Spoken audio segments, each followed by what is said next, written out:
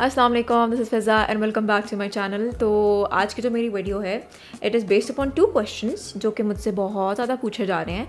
Number 1 कि आपको candle making के लिए कितनी इन्वेस्टमेंट चाहिए, और नंबर 2 कि मैंने कितनी इन्वेस्टमेंट की अपना ये बिज़नेस स्टार्ट करने के लिए। ठीक है, तो मैं दोनों में बहुत डिटेल के मैं आपको बताऊँगी और समझाऊँगी कि आपको क्यों इतनी इन्वेस्टमेंट चाहिए जितनी मैं आपको बताऊंगी। ठीक है, क्वेश्चन नंबर 1 है, ये मोस्ट आस्क्ड क्वेश्चन है कि आपको कितनी इन्वेस्टमेंट चाहिए। मुझे हर तीसरा बंदा मेरे कमेंट सेक्शन में, मेरे डीएम में मुझे यही पूछ रहा है कि आप ही कितने पैसे चाहिए। आई एम श्योर कि हम सब ने जब भी कैंडल मेकिंग बिजनेस का कोई भी सुनता है ना, तो ये चीज़ पहली जो चीज़ जहन में आती है और जो पहली चीज़ हम सुनते हैं वो ये कि कैंडल मेकिंग बिज़नेस के लिए आपको सिर्फ 10 या 15 हज़ार रुपये चाहिए, आप उससे स्टार्ट कर सकते हो। क्योंकि ये एक लो इन्वेस्टमेंट बिज़नेस है तो इसका मतलब ये है कि हम बहुत ही लो इन्वेस्टमेंट से ये बिज़नेस स्टार्ट कर सकते हैं। नो डाउट आप कर सकते हो, लेकिन उसमें आप स्केल नहीं कर सकते। ठीक है, इतनी कम इन्वेस्टमेंट से आप सिर्फ सस्ते प्रोडक्ट्स उठाओगे, जो कि पैराफिन वैक्स है, सबसे सस्ती प्रोडक्ट है, सबसे सस्ती वैक्स है। ठीक है, बाकी फिर आप सस्ते सस्ते जार्स लोगे, एक ही टाइप की आप विक ले लोगे जो कि बहुत सस्ती है, मेरे ख्याल से 400-500 की आप लोगों को 100 विक्स मिल जाती हैं। Sir ji I am sorry, पर आपकी ये बजट के अंदर आप कैंडल मेकिंग नहीं स्टार्ट कर सकते। ठीक है, आप इन्वेस्ट तो कर लोगे, आप बेच नहीं सकोगे। शुरू में इंसान बहुत एंथुसियास्टिक होता है कि यार मैंने किया है, मैंने इन्वेस्टमेंट किया है, तो आप बहुत मेहनत डालते हो। इवन आप मार्केटिंग करने के लिए भी अपने दोस्तों को बताते हो, अपने इर्द गिर्द बताते हो कि हमने किया है, सोशल मीडिया पर डालते हो सकता है इक्का दुक्का ऑर्डर आपको आ जाए, लेकिन उसके बाद आपको नहीं आएगा। ठीक है, क्यों? क्योंकि जो आपकी पैराफिन वैक्स है ना, ये इतनी मशहूर है, बदनाम ज़माना है कि ये एक टॉक्सिक वैक्स है, इसीलिए कोई पैराफिन वैक्स को आप प्रेफर नहीं करता। आप पैराफिन वैक्स से स्टार्ट करोगे, आप कहीं नहीं पहुंचोगे, आप वहीं खड़े रहोगे। और मैं 10-15 हज़ार पे पाकिस्तानी रुपयों की बात कर रही हूँ, इंडियन रुपीज़ की बात मैं नहीं कर रही। इंडियंस को लग रहा है कि मैं इंडिया में हूँ, आई एम नॉट, मैं पाकिस्तान से हूँ। तो हम यहाँ पे अपनी करेंसी के लिहाज से बात करते हैं। आप लोगों को अगर कन्वर्ट करना है तो आप लोग अपनी अमाउंट को गूगल के ऊपर PKR to INR कर लो, तो आप लोगों के पास अमाउंट पहुँच जाएगी, आप लोगों को एक आइडिया हो जाएगा। ठीक है, मैं रेकमेंड ये करती हूँ कि अगर आपने बिज़नेस स्टार्ट करना है तो आपको 30 से 35 हज़ार रुपये चाहिए इनिशियली, सारे के सारे प्रोडक्ट सिर्फ लेने में। ठीक है, जाहिर सी बात है, इवन इस 30 से 35 हज़ार रुपये के अंदर आप बल्क प्रोडक्ट्स नहीं खरीद सकते। आप 1-2 kg वैक्स खरीदोगे, ठीक है, सोए वैक्स होगी, बीज वैक्स होगी, या सोए पिलर वैक्स, दोनों में से एक अगर आपने मोल्ड कैंडल्स बनानी है।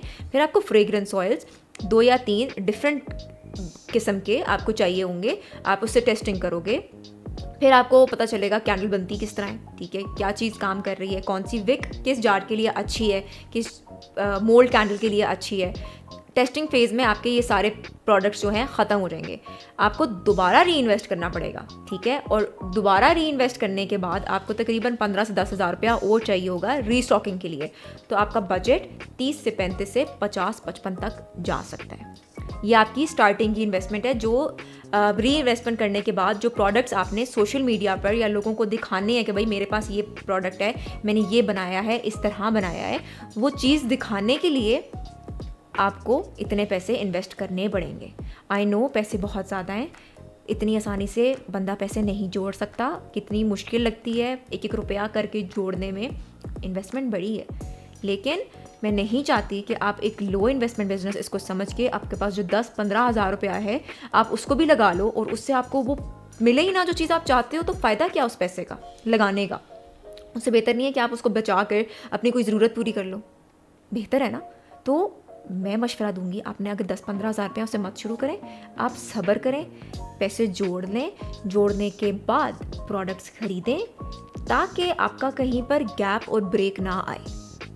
ठीक है, फिर जाकर आप एक अच्छा प्रोडक्ट, एक मुनफरिद प्रोडक्ट मार्केट में प्लेस कर सकोगे, तभी आप अपने कंपेटिटर्स को टक्कर भी दे सकोगे। क्योंकि अब मार्केट जितनी सैचुरेटेड हो चुकी है ना, जितनी बढ़ चुकी है, अब सब एक्सपेरिमेंट्स कर रहे हैं।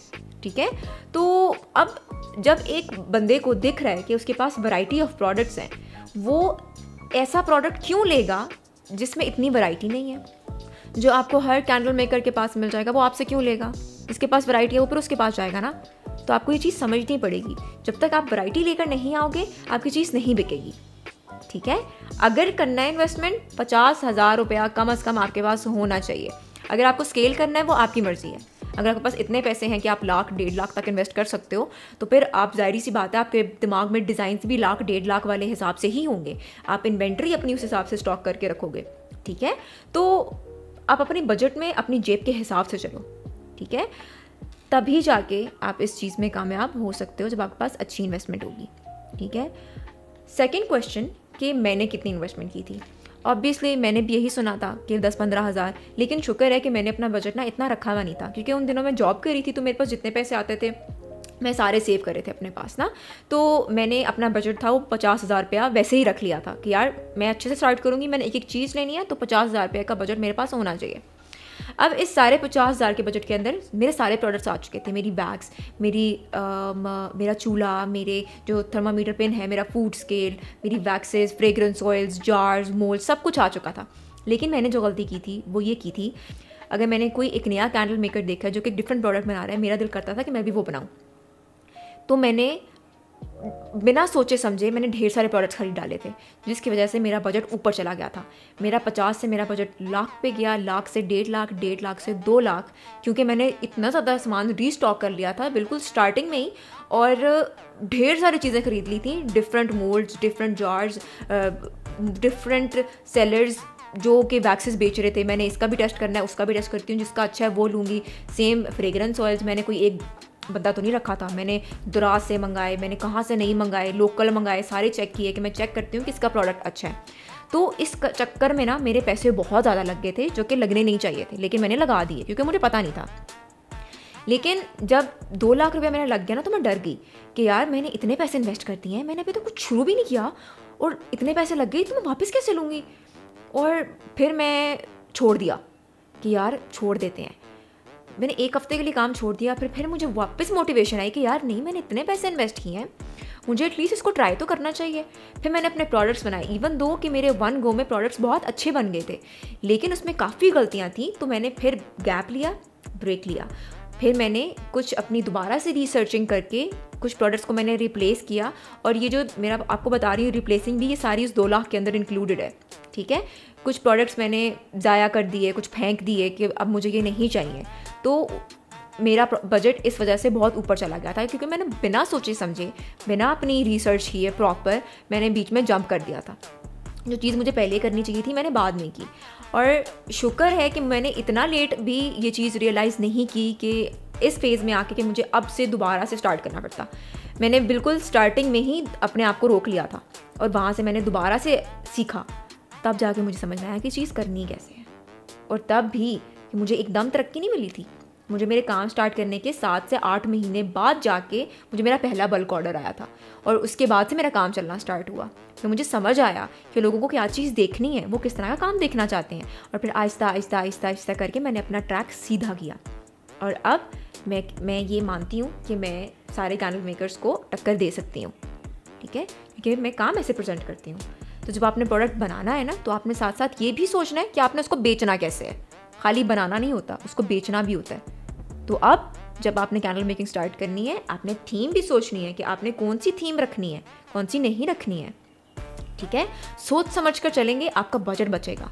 हो सकता है कि आप 50,000 के अंदर ही सब कुछ सीख जाओ और उसी के अंदर आप स्टार्ट कर लो। और ये भी हो सकता है कि आप क्या पता 2 लाख से भी ज़्यादा पैसे लगा दो, अगर आप संभले नहीं, टाइम पर आपने चीज़ें ना समझी। तो स्टार्टिंग में 50,000 मेरे लगे थे 2 लाख।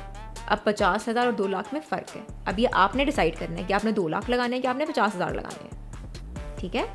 और मार्केटिंग पता है एक बहुत बड़ा डोमेन है। अब तो जिस तरह हर चीज़ सोशल मीडिया के ऊपर आ रही है ना, तो आप लोगों को अपनी चीज़ भी सोशल मीडिया पर दिखानी है।